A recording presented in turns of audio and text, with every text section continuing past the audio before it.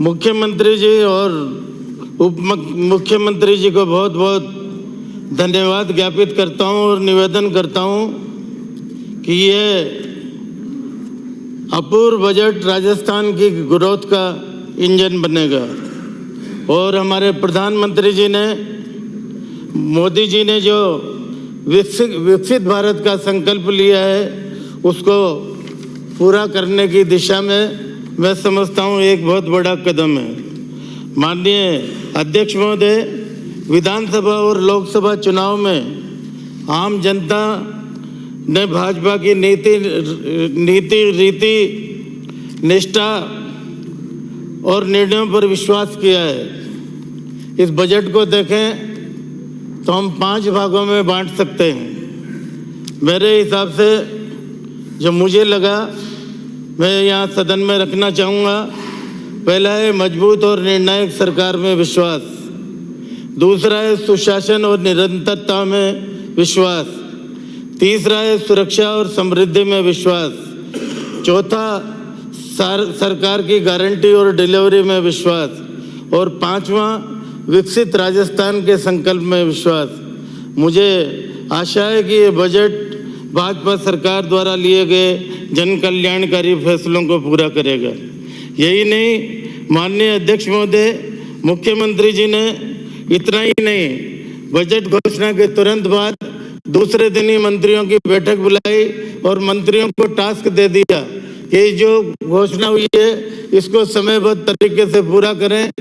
मंत्रियों को भी कह दिया और अधिकारियों की मीटिंग बुलाकर भी कह दिया कि निश्चित रूप से ये जो बजट पेश किया गया है ये धरातल पर आना चाहिए। मैं माननीय अध्यक्ष महोदय, आप क्योंकि समय कम है, मुझे बोलने को तो और भी कुछ मेरे पास कई बातें रखने को थी, पर आपने 5-10 मिनट का समय दिया है, इसलिए मैं आपको 2-3 बातें निवेदन करना चाहूँगा। एक तो राजस्थान में कैंसर की बीमारी जबरदस्त तरीके से फैल रही है और राजस्थान की 8 करोड़ जनता का अगर हम देखें तो इसके बीच में करीब 10% के करीब कैंसर फैल गया है। इस हिसाब से आप इसकी रोकथाम के लिए जो मुख्यमंत्री जी ने और दिया कुमारी जी ने, जो वित्त मंत्री है, उन्होंने ऑर्गेनिक खेती की तरफ कदम बढ़ाया है, इसका मैं स्वागत करता हूं। और साथ ही साथ राजस्थान पत्रिका के संपादक श्री गुलाब जी कोठारी का भी मैं आभार प्रकट करता हूं कि वो अपने समाचार पत्र में अग्रलेख के मार्फत इस मामले में सरकार का और जनता का ध्यान आकर्षित कर रहे हैं और लोग भी जागरूक हुए हैं। श्री अन्न की तरफ लोगों का झुकाव बढ़ा है। निश्चित रूप से ये ऑर्गेनिक फार्मिंग होने की वजह से बीमारियों में निश्चित रूप से कमी आएगी, इस प्रकार का मैं विचार रखता हूँ। यही नहीं, माननीय अध्यक्ष महोदय, मैं 2-3 बातें आपके बीच में और रखना चाहता था, समय का अभाव है, इसलिए मैं सीधा मेरे विधानसभा के मांग जो कुछ कमियां रह गई है बजट में छोड़ गया है उसके ऊपर निवेदन करना चाहूँगा। पर एक निवेदन और करना चाहूँगा कि कोटा और सीकर कोचिंग का हब है और कोचिंग में आए दिन आत्महत्याएं छात्र कर रहे हैं। इसलिए मुझे ये जो भास्कर में एक मैंने स्टोरी पढ़ी थी, उसमें बड़ा मार्मिक जिक्र इन आत्महत्याओं का किया गया है।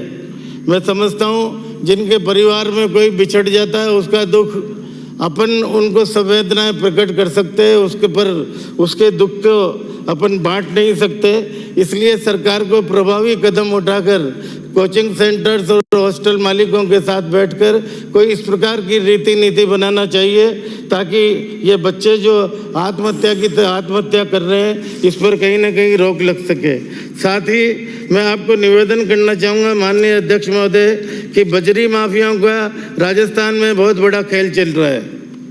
बजरी माफियाओं पर लगाम नहीं लगाई तो निश्चित रूप से हमारे कैपिटल एक्सपेंडिचर में निश्चित रूप से रोक लगेगी। हमारा वो रेवेन्यू एक्सपेंडिचर तो बढ़ता जा रहा है पर कैपिटल एक्सपेंडिचर जिस प्रकार से बढ़ना चाहिए वो नहीं बढ़ पा रहा है।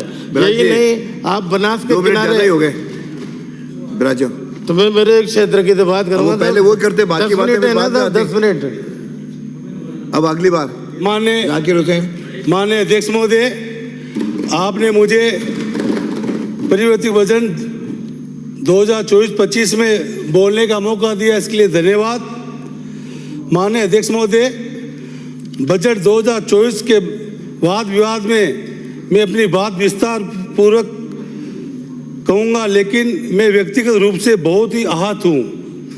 मैं एक शायरी के थ्रू आपको बताना चाहता हूँ, ना मांझी है ना रेबर है, ना हक में हवाएं है किश्ती भी जर्जर, ये कैसा सफ़र है जी, बहुत चाहता है सच बोलूं, क्या करे हौसला नहीं होता है।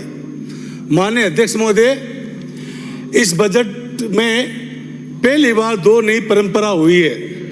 पहली परंपरा ये हुई है कि केंद्र के बजट के पहले आपने राज्य का बजट पेश किया सरकार ने।